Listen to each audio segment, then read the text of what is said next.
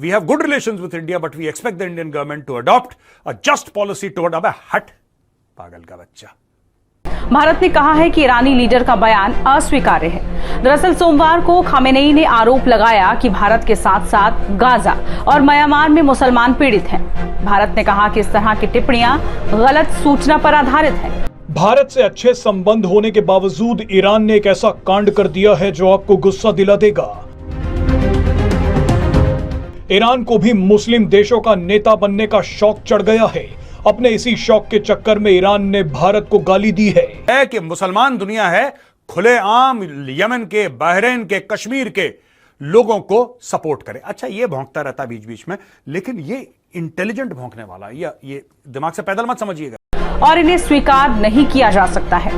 ईरानी नेता ने सोमवार को सोशल मीडिया साइट एक्स पर किए गए एक पोस्ट में कहा कि हम खुद को मुसलमान नहीं मान सकते अगर हम म्यांमार, गाजा, भारत या किसी अन्य स्थान पर मुसलमानों द्वारा झेली जा रही पीड़ा के बारे में जानकारी नहीं रखते। लेकिन ईरान को ये गाली बहुत महंगी पड़ने वाली है, क्योंकि भारत और इजराइल ने मिलकर ईरान के चीथड़े उड़ा दिए हैं। इसको ठीक है ना। अब इंडियन गवर्नमेंट ने क्या बोला कि we deplore the comments made by the supreme leader of Iran. आप लोग इसको सुप्रीम लीडर कहते क्यों? ये तो पागल मौलाना है ये, और इसकी उम्र भी ऐसी हो गई है। एक पैर, जो नहीं कहते लोग कि एक पैर कबर पे दूसरा केले के छिलके पे, ये किसी भी दिन चल लेगा, मैं आपको बता रहा हूं। अब दोस्तों आप समझो, जियोपॉलिटिक्स समझो। आप पहले ये बोल क्यों रहा है?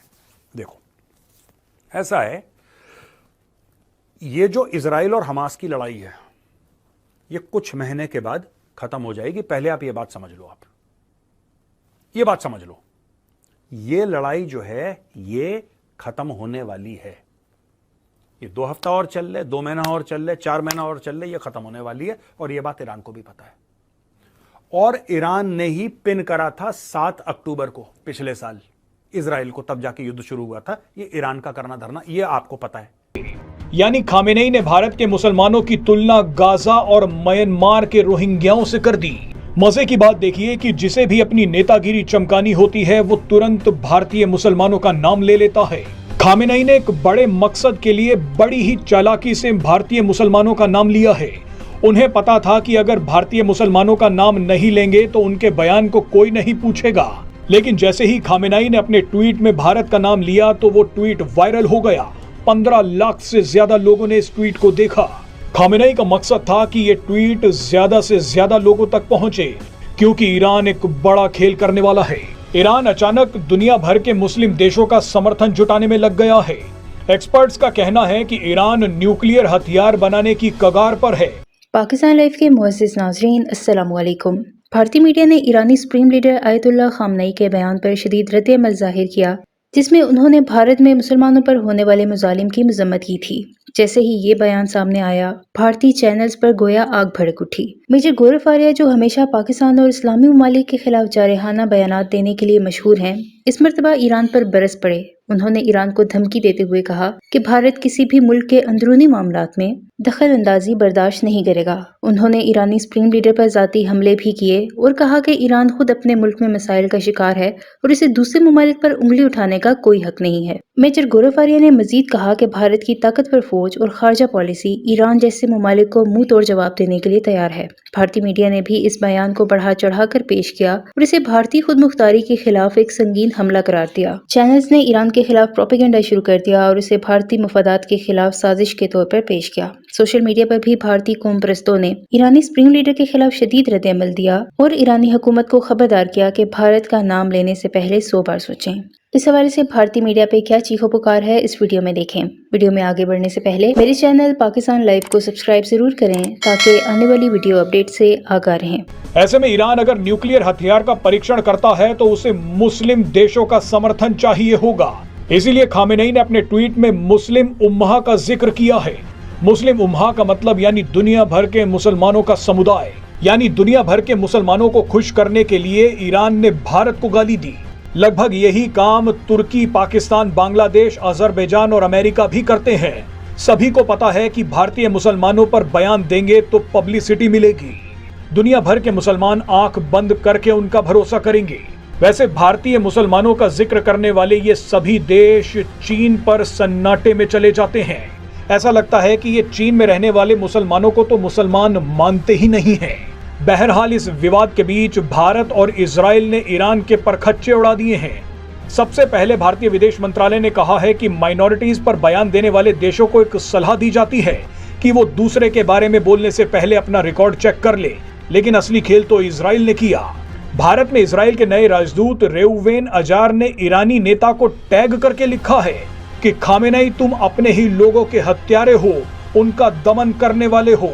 इजराइल, भारत और सभी लोकतांत्रिक देशों में मुस्लिम पूरी स्वतंत्रता के साथ रहते हैं, लेकिन ईरान में ही मुसलमानों का दमन होता है। ईरान के लोगों को जल्द ही आजादी मिलने वाली है। यानी इजराइल ने सीधे सीधे ईरान को चेतावनी दी है। मुझसे बेहतर you know better than me. ठीक है जी, अब सुनिए, ये बुढ़ऊ जो है इस वक्त क्यों बकवास कर रहा है? ये इसलिए बकवास कर रहा है, दो चीजें हैं। पहली चीज मैं आपको एक्सटर्नल बताता हूं, फिर मैं आपको ईरान की इंटरनल पॉलिटिक्स बताता हूं। राइट? एक्सटर्नल पॉलिटिक्स ये है कि जो पानी है वो उबलता रहना चाहिए। याद रखिएगा, पानी जो है वो उबलता रहना चाहिए, हल्का हल्का सिमरिंग। वो पूरा उबाल नहीं कि बड़े बड़े बुलबुले आ रहे हैं। एक सिमरिंग होता है ना, हल्के हल्के बुलबुले आते हैं पानी में, उस लेवल पे टेम्परेचर उबलता रहना चाहिए, तभी ईरान को फायदा है।